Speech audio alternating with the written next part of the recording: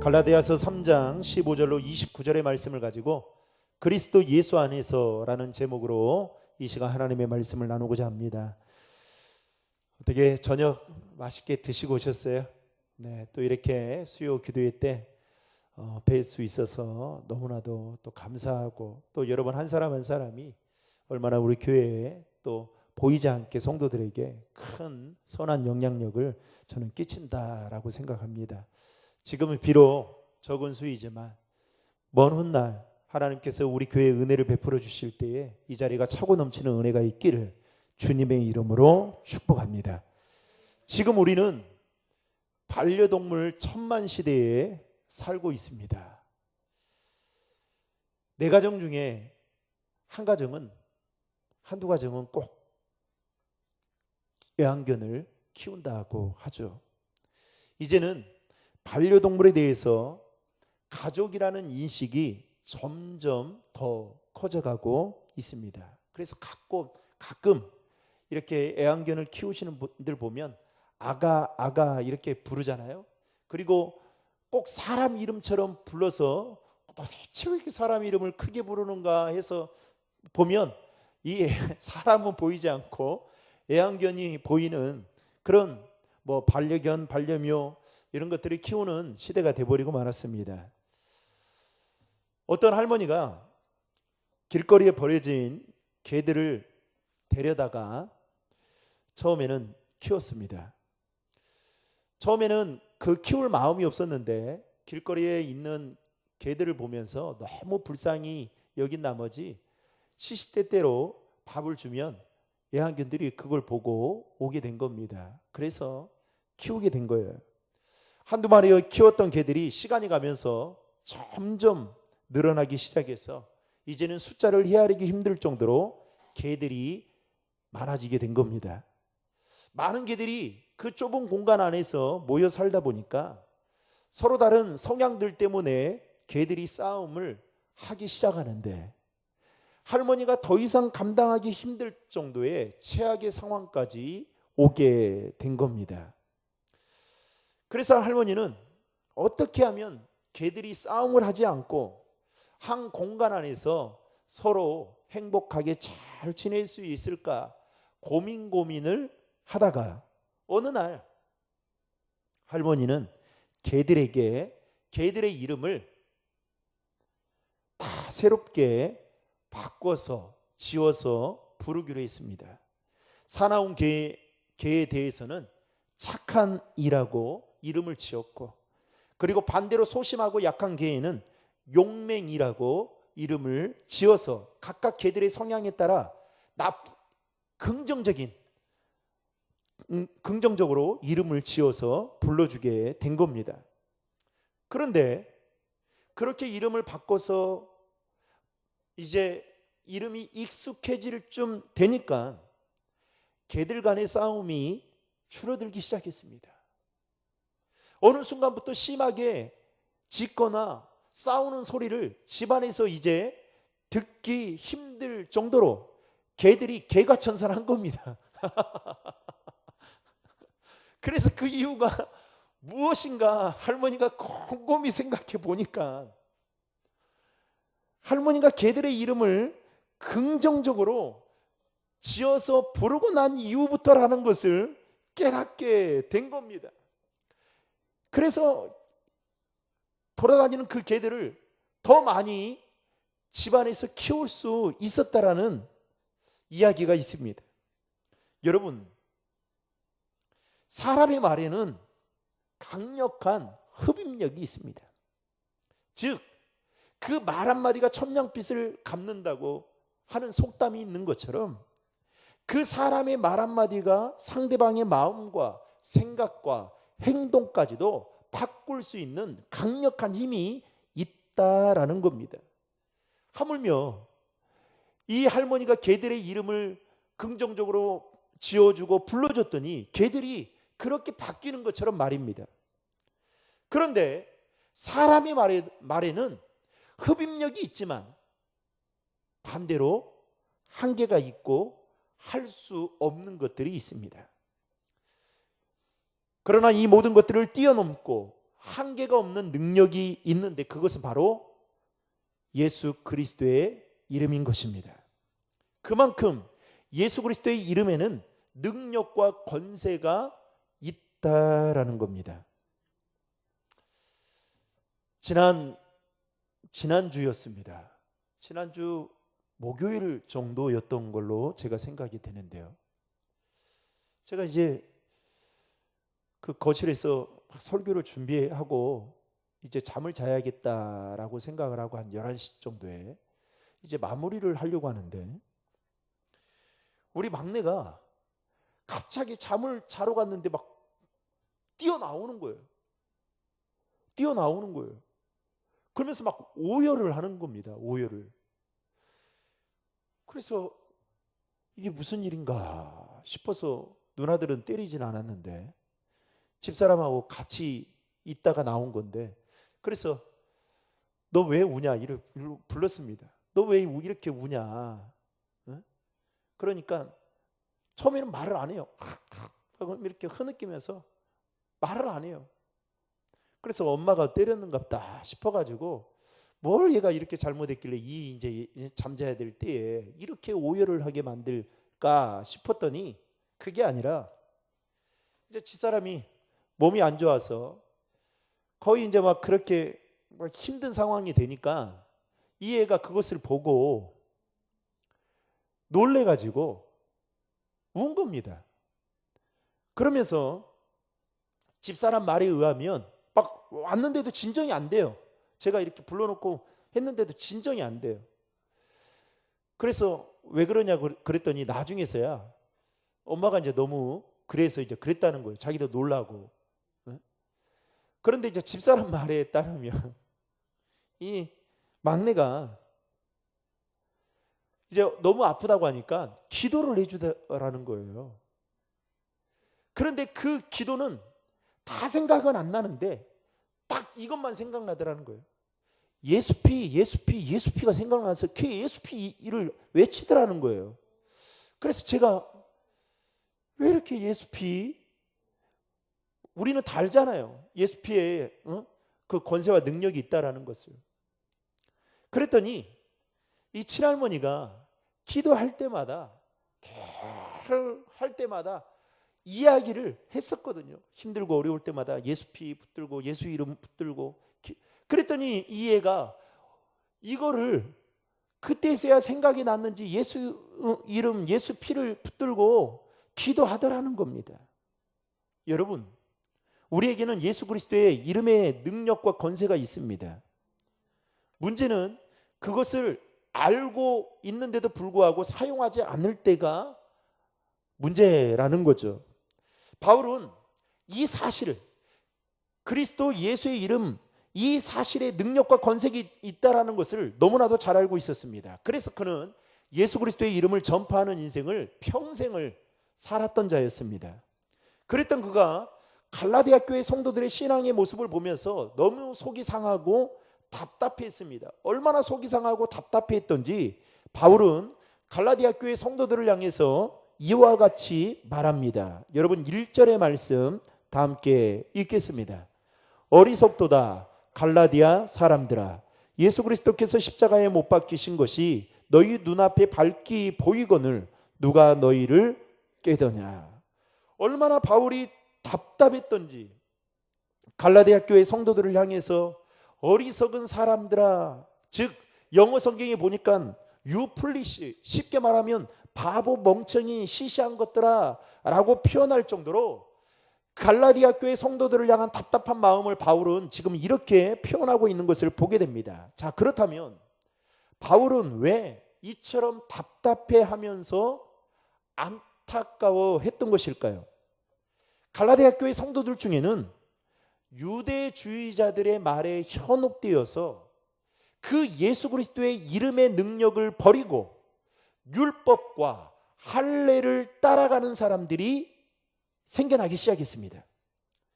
여러분, 성경은 분명하게 우리에게 말합니다. 율법은 죄를 깨닫게 할 뿐 우리가 지은 죄에 대한 제사함의 문제를 해결할 수 없다라는 것을 분명하게 이야기합니다. 그리고 연약한 우리가 그 율법에서 제시한 그 모든 것들을 지킬 수도 없는 그야말로 연약한 존재인 거죠. 그런데도 불구하고 이 갈라디아 교회 성도들은 유대주의자들의 말에 그 율법을 지키려고 했고, 또 할례를 받아야만, 즉 자신들이 어떠한 행위를 통해서 구원을 받을 수 있겠다라는 생각을 가지고 이제 진짜 복음, 갈라디아서 1장에 보면 진짜 복음이 이야기하잖아요. 진짜 복음을 버리게 되었던 겁니다. 그들의 모습에 바울은 심히 답답해했던 것이죠. 바울은 특별히 오늘 본문에서도 사람 사이의 계약도 무효화되지 않는데 하물며 하나님의 언약은, 우리를 향한 하나님의 언약은 두말할 나위가 없다라고 하면서 그 하나님의 언약은 결코 파기되거나 변경되지 않는다라고 말하고 있습니다. 여러분 15절의 말씀 다 함께 읽겠습니다. 형제들아, 내가 사람의 예대로 말하노니 사람의 언약이라도 정한 후에는 아무도 폐하거나 더하거나 하지 못하느니라. 아멘. 말하자면 하나님의 언약은 영원하다라는 겁니다. 그러니까 왜 바울이 이렇게 말했냐?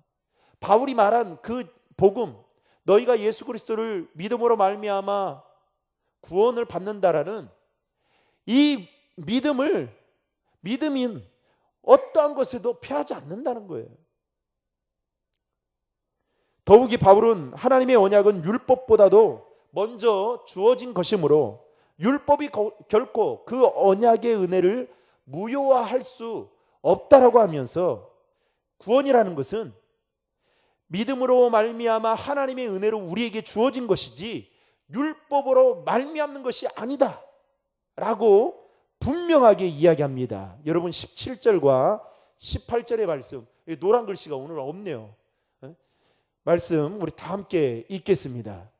내가 이것을 말하노니 하나님께서 미리 정하신 언약을 430년 후에 생긴 율법이 폐기하지 못하고 그 약속을 헛되게 하지 못하리라.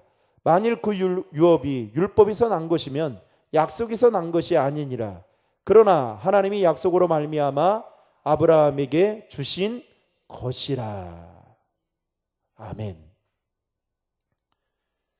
그 정도로 지금 바울은 갈라디아 교회 성도들에게 너희들이 구원받은 것은 결코 율법이 아니다.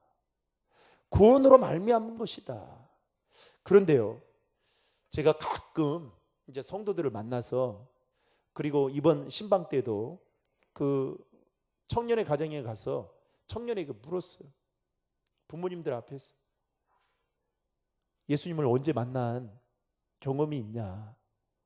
그랬더니 만난 경험이 자기는 없는 것 같대요. 지금이라도 천국 갈 자신 있냐? 잘 모르겠대요. 그러면 제가 이제 이렇게 묻습니다. 거기까지만 제가 물었는데요. 그러면 이제 이렇게 물어요.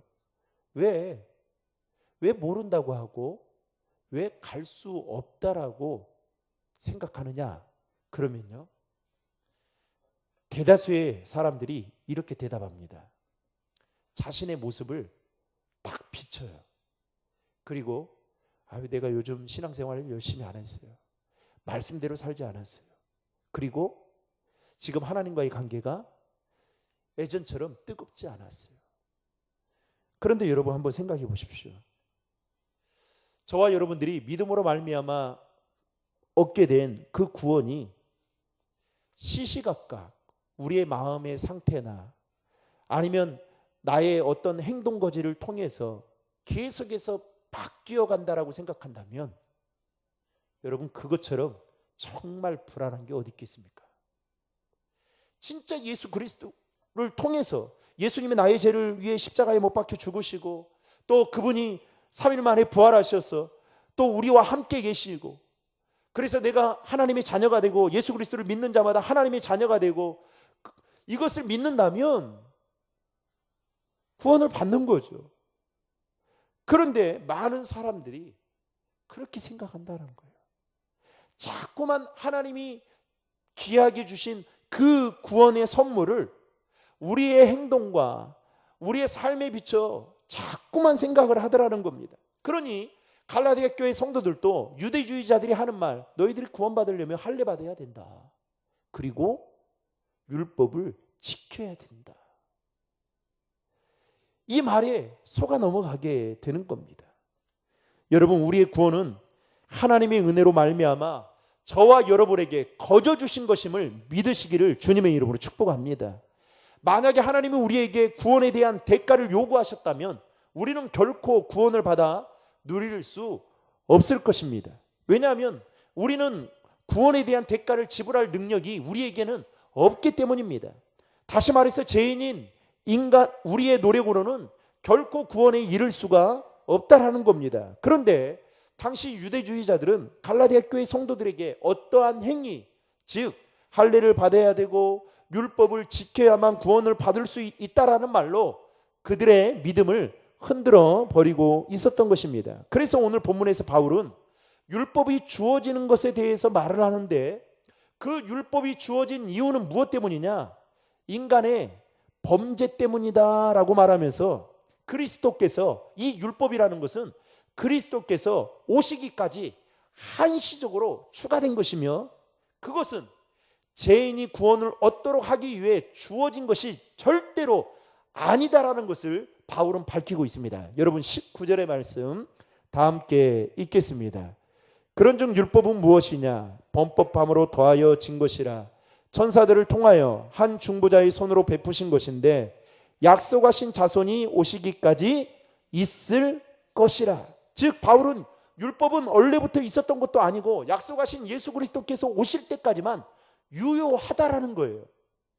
게다가 하나님께서 생명을 주시기 위해서 율법을 주신 것이 아니기 때문에 우리의 의는 결코 율법으로 말미암지 않는다라고 바울은 말합니다. 여러분 21절의 말씀 다 함께 읽겠습니다. 그러면 율법이 하나님의 약속들과 반대되는 것이냐? 결코 그럴 수 없느니라. 만일 능히 살게 하는 율법을 주셨더라면 의가 반드시 율법으로 말미암았으리라. 아멘. 그러니까 율법이 하나님의 약속들과 반대되는 거냐? 라고 말해요. 결코 그럴 수 없다는 거예요. 하나님이 너희들에게 약속하신 그 말씀이 율법으로 인해서 어떻게 해요? 폐하여지는 것이 아니다라는 거예요. 따라서 우리가 예수 그리스도를 믿음으로 말미암게 되면 저와 여러분이 영원한 생명을 얻을 수 있다는 사실을 믿으시기를 주님의 이름으로 축복합니다.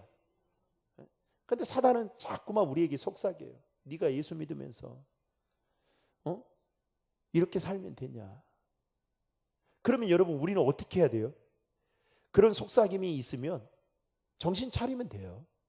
그리고 회개하고 주님 앞에 다시 나아가면 돼요. 근데 이제 이렇게 생각하는 사람이 있죠. 그래, 내가 이렇게 직분에 맞지 않는 삶을 세상에서 이렇게 살아가고 있는데 나는 안 돼. 이러면 여러분 정말 하나님과의 관계는 영원히 끝이 나는 겁니다. 게다가 바울은 율법은 우리를 그리스도에게로 인도하는 몽학 선생의 역할을 한다라고, 초등교사와 같은 역할을 한다라고 밝히고 있는데요. 24절의 말씀 다 함께 읽겠습니다. 이같이 율법이 우리를 그리스도께로 인도하는 초등교사가 되어 우리로 하여금 믿음으로 말미암아 의롭다함을 얻게 하려 함이라. 아멘. 보세요. 24절에도 보면 율법이 초등교사가 되어 몽학 선생이 되어서 결국 어떻게 해요? 목적이 뭡니까? 믿음으로 말미암아 의롭다함을 얻게 한다는 거예요. 그러니까 율법이 우리에게, 율법을 통해서 우리가 구원받는 게 아니다라는 겁니다. 바울은 이 정도로 갈라디아 교회 성도들에게 강력하게 지금 말하고 있는 것입니다. 그 이유가 무엇 때문일까요? 너희들이 생명 얻는 율법을 의지하지 말고 생명을 주시는 그 이름의 권세와 능력이 있는 예수 그리스도의 이름을 붙들어야만 구원받을 수 있다라는 것을 지금 말하고 있는 것입니다. 사실 바울은 예수님을 만나고 난 이후에 누구보다도 율법의 그 무능함을 잘 알았던 사람이었습니다. 왜냐하면 자신이 과거에 율법에 빠져서 수많은 사람들을 정죄하고 그리고 비판하고 심지어는 그 기독교인들을 핍박하는 일에 가담했던 사람이었거든요. 그랬던 그가 다메섹 도상에서 예수님을 만나고 난 이후에 한 가지 사실을 깨닫게 됩니다. 예수 그리스도만이 능력이구나. 이 사실을 깨닫고 그가 그때부터 그 복음을 전하기 시작하는데, 그 복음의 메시지는 뭐냐? 오직 예수 그리스도를 통해서만이 구원을 얻을 수 있다. 이 메시지를 전하면서 수많은 곳에 복음을 전하면서 수많은 교회를 세웠던 바울의 모습을 우리는 성경을 통해서 보게 됩니다.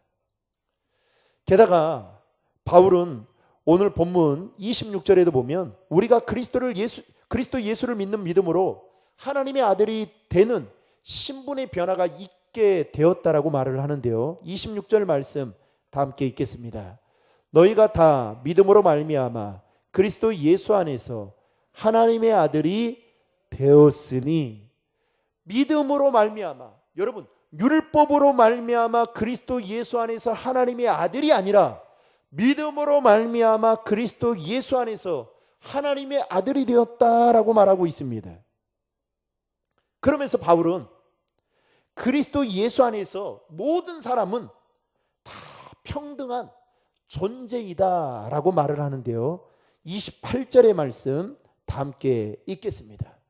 너희는 유대인이나 헬라인이나 종이나 자유인이나 남자나 여자나 다 그리스도 예수 안에서 하나이니라. 아멘. 바울이 살던 그 시대에 유대인과 이방인, 자유자와 노예, 그리고 남자와 여자 사이에 차별이 있었습니다.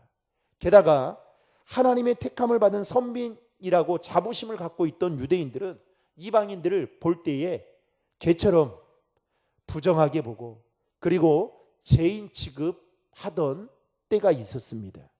그리고 여자들은 남자들을 천대 또 하게 하고 그리고 공적인 생활에 참여하지 못하게 하고 심지어는 여자는 남자의 소유물로 인식되었던 때가 있었습니다. 그런데 바울이 지금 뭐라고 말합니까? 다 그리스도 예수 안에서 뭐다고요?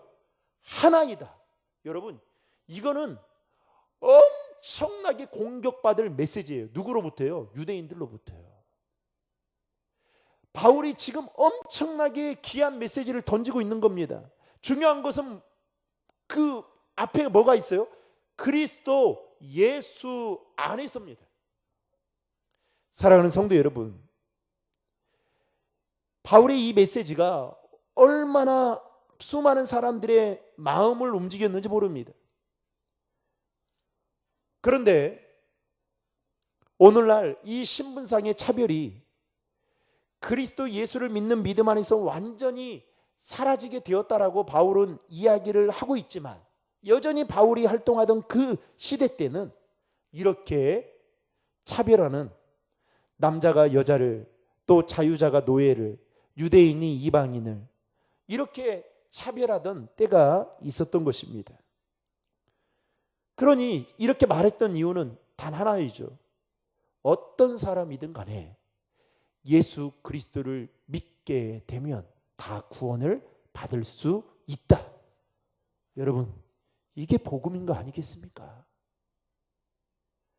저는 가끔씩 이런 생각을 해요. 참 하나님은 공평하신 분이시고 신실하시고 사랑이 많으신 분이다. 차별이 없으신 분이다.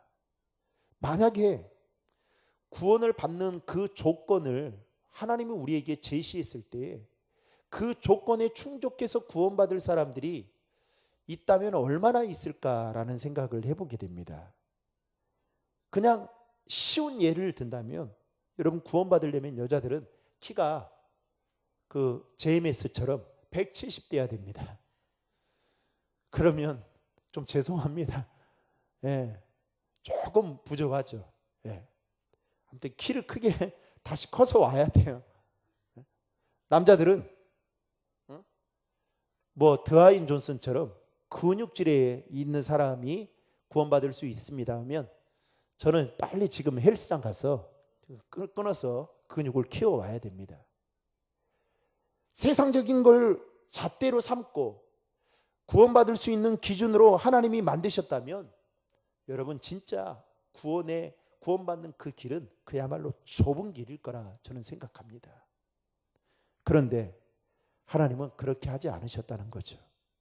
바울이 오늘 갈라디아 교회 성도들에게 말했던 것 같이 모든 사람이 예수 그리스도 안에서 하나인 것처럼 너희들이 예수 그리스도를 믿으면 구원을 받을 수 있다라는 것을 지금 바울은 강력하게 말하고 있는 것입니다. 사랑하는 성도 여러분, 예수 그리스도 그 이름에 그만큼 권세와 능력이 있는 것입니다. 즉 예수 그리스도의 이름의 능력을 믿는 자들에게는 오늘 본문에 보면 의인으로 인정을 받는 것, 의롭다함을 얻는 것, 그리고 하나님의 자녀가 되는 신분 상승, 그리고 세 번째는 예수 그리스도 안에서 모두가 서로 다 평등하다. 이 세 가지를 오늘 바울은 갈라디아 교회 성도들에게 분명하게 말하고 있습니다. 그렇다고 한다면 의시될 필요가 없다라는 거죠. 유대인들은 유대인들대로 의시될 필요가 없고 더 겸손해야 되는 거고, 택함 받은 거에 대해서 더 겸손하고, 이방인들은 어떻게 해요?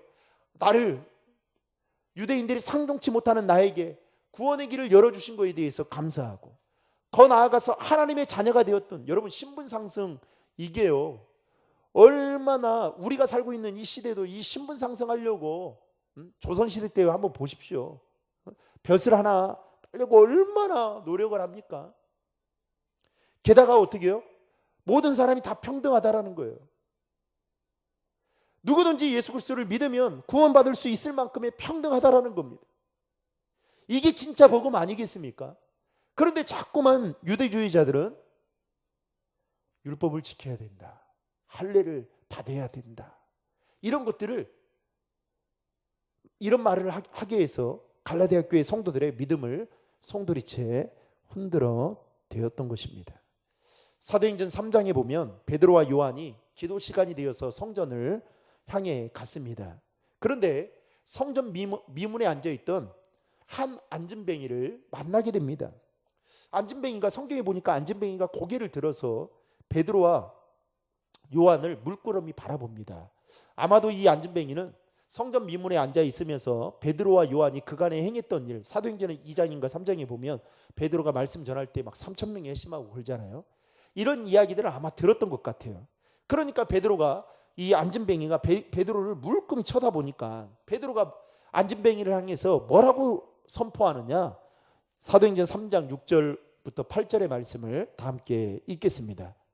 베드로가 이르되 은과 금은 내게 없거니와 내게 있는 이것을 내게 주노니 나사렛 예수 그리스도의 이름으로 일어나 걸으라 하고 오른손을 잡아 일으키니 발과 발목이 곧 힘을 얻고 뛰어서서 걸으며 그들과 함께 성전으로 들어가면서 걷기도 하고 뛰기도 하며 하나님을 찬송하니. 아멘. 베드로 입에서 지금 뭐가 선포되고 있습니까? 나사렛 예수 그리스도의 이름이 선포되자 안진뱅이가 그 말을 듣고 새 힘을 얻어 일어나 걷고 뛰는 놀라운 능력을 경험하게 되었다라는 겁니다. 여러분, 베드로는 선포만 했어요. 그 선포의 핵심은 내게 있는 게 있다라는 거예요. 그게 뭡니까? 나사렛 예수 그리스도의 이름이다. 사랑하는 성도 여러분, 그 이름을 저와 여러분들에게도 동일하게 주신 줄로 믿으시기를 주님의 이름으로 축복합니다. 그래서 여러분 기도할 때에 나사렛 예수 그리스도의 이름으로 선포하노니 내 안에 있는 더럽고 음란하고 추악한 생각들은 예수 이름으로 쫓아내야 되는 거죠. 예수 이름으로 선포하고 기도해야 되는 것입니다. 그리할 때 마귀는 떠나가게 되고 우리 안에 잡념과 우리 안에 하나님과의 관계를 끊어버리는 그 세상의 그 모든 잡념들이 다 떠나가게 되는 것입니다. 예수 그리스도 그 이름에는 우리가 생각하지 못하는, 아니 우리가 생각하는 그 이상의 영적인 파워와 힘이 있다라는 사실을 이 베드로를 통해서 우리에게 교훈해 주고 있는 것입니다. 말씀을 맺고자 합니다. 사랑하는 성도 여러분, 제가 하나님의 부르심을 받고 목회자의 길로 이제 들어선 지, 그리고 특별히 이제 목사 안수를 받은 지가 벌써 목사 안수만 17년째입니다. 그간에 그 목회자로서의 삶을 쭉 살고 또 사명을 감당해 오면서 참으로 마음이 아플 때가 한두 번이 아니었습니다. 특별히 마음이 아픔과 상처를 가지고 있는 성도들을 만나서 신방하고 또 대화할 때, 상담할 때 참 마음이 아팠고요. 또 여러 가지 문제로 가정이 어려운 성도들을 볼 때마다 참 내 일처럼 느껴졌습니다. 게다가 육체적인 질병 때문에 신음하고 있는 성도들을 볼 때 참 더 도움이 되어드리지 못한다라는 그 생각 때문에 심적으로 굉장히 힘들 때가 참 많았습니다. 지금도 마찬가지입니다. 요즘에는 결혼하면 아이를 갖는 게 예전에는 당연한 일이었는데 언제부턴가 환경이 이렇게 나빠진 탓인지 아니면 정말 무슨 이유인지는 모르겠지만 참 결혼하면 아이를 갖는다는 게 이제는 당연한 일이 되어버리지 않는 시대 속에 정말 우리 젊은 청년들이 그렇게 힘겹게 살아가고 있습니다. 옛날에는 이런 말이 있었잖아요. 손 잡는 게 무섭다고. 근데 아무리 손을 잡아봐야 역사가 없어요. 저는 우리 교회에 특별히 결혼하고 난 이후에 우리 유건사님 자녀들이나 또 우리 이혜준 집사님이나 생각할 때마다 지금까지도 끊임없이 기도하고 있지만 마음 한편으로는 목사로서 참 도움을 드리지 못한다는 그 무능한 제 자신이 때로는 미워질 때가 있습니다. 그리고 뭐 시험관을 한다거나 아니면 뭐 다른 것을 한다 보면 하나님 꼭 이렇게까지 하셔야 될까요? 자연 임신 하도록 해주시면 안 될까요? 이런 마음을 가질 때가 있습니다. 그래서 오늘 또 하나님께 기도합니다. 하나님, 저에게도 예수 그리스도의 이름에 그 능력과 권세를 주십시오. 그리고 그 이름이 선포되어질 때에 부족한 저희 목회사역 가운데 놀라운 성령의 기름 부으심이 충만하게 넘치도록 하나님 인도해 주십시오. 그렇게 기도하고 있습니다. 저는 비록 힘이 없고 약하고 부족하지만 제가 믿는 하나님은, 그리고 그 하나님이 저에게 주신 그 예수 그리스도의 이름에는 능력과 권세가 있다는 사실을 저는 확실히 믿습니다. 사랑하는 성도 여러분, 그 이름의 능력과 권세를 하나님은 저에게만 주신 것이 아니라 여러분들에게도 동일하게 주셨습니다. 그것을 가정에서, 그것을 자녀들을 위해서, 또 사랑하는 남편을 위해서, 아내를 위해서 사용하게 될 때에 분명히 그 이름의 능력과 권세가 여러분들의 삶의 자리에서 동일하게 나타나게 될 줄로 믿습니다. 아니, 나는 단지 그 이름을 선포했지만 그 이름을 듣고 구원받는 자가 더해지는 은혜도 있게 될 것입니다. 따라서 저와 여러분이 예수 그리스도를 믿음으로 말미암아 구원받은 하나님의 백성임을 기억하시고, 그리고 우리에게 예수 그리스도의 이름의 권세와 능력이 있다라는 그 확실한 사실을 우리에게 주셨던 것처럼 그 이름을 붙들고 그 이름을 의지하며 날마다 선포하는 삶을 살아감을 통해서 우리 안에 잃어버렸던 그 모든 것들을 되찾고 회복되어지는 은혜가 있기를 주님의 이름으로 축원합니다.